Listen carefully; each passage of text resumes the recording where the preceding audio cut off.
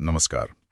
The truth about investing 101 myths debunked पर हमारी चर्चा में आपका एक बार फिर से स्वागत है। पिछली बार हमने बात की थी कि निवेश कोई जुआ नहीं है बल्कि एक सोचा समझा फैसला है। बिल्कुल। और आज हम उसी से जुड़ी एक और बहुत ही आम आदत पर बात करेंगे।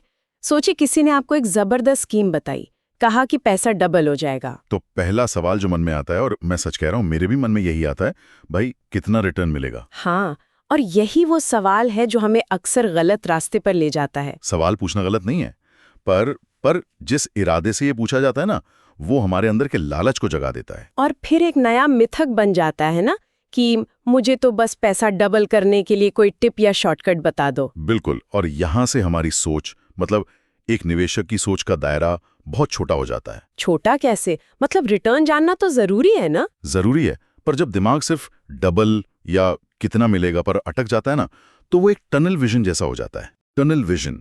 हाँ, आप बस उस बड़े रिटर्न को देखते हैं और उसके साथ जो खतरे आ रहे हैं, जो साफ साफ दिख रहे होते हैं, उन्हें हम नजरअंदाज कर देते हैं। हाँ बिल्कुल। हमारा दिमाग बस उन मौकों की तरफ भागने लगता है जिनका कोई ठोस आधार ही नहीं होता। ये तो हुई गलती की बात। तो अगर कोई इस जाल में नहीं फंसना चाहता, तो उसे सोचना कैसे चाहिए? सही सवाल क्या होना चाहिए फिर? देखिए, समाधान है कि अपनी सोच को रिटर्न से हटाकर दो दूसरी चीजों पर लाया जाए। और वो क्या है? रिस्क और समय यानी टाइम।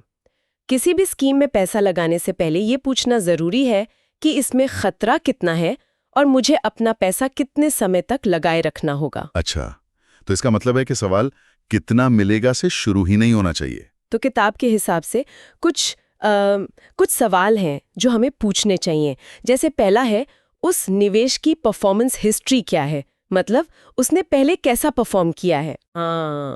लेकिन सिर्फ हिस्ट्री देख लेना काफी नहीं है। कई बार लोग बस पिछले साल का 25% रिटर्न देखकर पैसा लगा देते हैं और फिर फंस जाते हैं। बिल्कुल।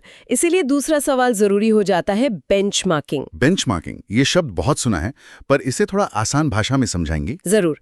मान लीजिए पूरे शेयर बाजार का इंडेक्स जैसे निफ्टी 50 एक साल में 20% बढ़ा। हाँ। और आपके फंड ने आपको 15% का रिटर्न दिया। तो 15% तो सुनने में बहुत अच्छा लग रहा है। लेकिन असल में आपके फंड ने बाजार से भी खराब परफॉर्म किया है।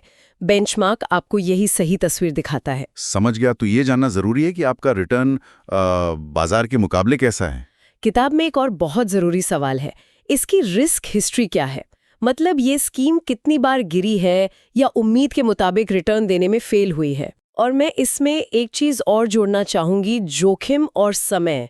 ये दोनों एक दूसरे से जुड़े हुए हैं। जी, जो हमें चौथे सवाल पर लाता है, होल्डिंग पीरियड क्या है? कि हमें कितने समय तक इसमें निवेशित रहना होगा। हाँ, क्या ये एक महीने का दांव है या 5 साल की योजना है?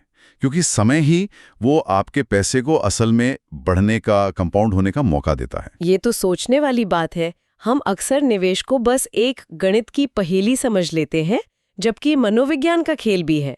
तो सिर्फ कितना मिलेगा पूछने की बजाय हमें एक जासूस की तरह सोचना चाहिए। एकदम सही। इसका अतीत कैसा था, इसका मुकाबला किससे है, इसमें खतरा कितना है और इसे कितना समय देना होगा। बिल्कुल। जब आप ये सवाल पूछते हैं तो आप लालच में आकर फैसला नहीं लेते, आप पूरी जानकारी के साथ एक सोचा समझा निर्णय लेते हैं। आप एक जुआरी से एक निवेशक बन जाते हैं। तो आज हमने रिटर्न के पीछे की सच्चाई को समझा, लेकिन एक शब्द है जो रिटर्न के साथ जुड़कर निवेशकों को बहुत आकर्षित करता है, गारंटी। हाँ, गारंटी। तो हमारा अगला मिथक इसी से जुड़ा है। लोग अक्सर पूछते हैं, रिटर्न्स गारंटीड है ना? और यहीं से एक जरूरी सवाल पैदा होता है, जिस पर हम अगली बात करेंगे। क्या हमें सिर्फ सुरक्षा और गारंटी के नाम पर उन निवेश विकल्पों को चुनना चाहिए जो शायद हमारे असल आर्थिक लक्ष्यों को कभी पूरा ही ना कर पाएं? तो क्या गारंटी का मतलब सच में गारंटी होता है? इसी सवाल के साथ आज की चर्चा को यहीं रोकते हैं। इसका जवाब ढूंढेंगे हम अपनी अगली बातचीत में। सुनने के लिए धन्यवाद।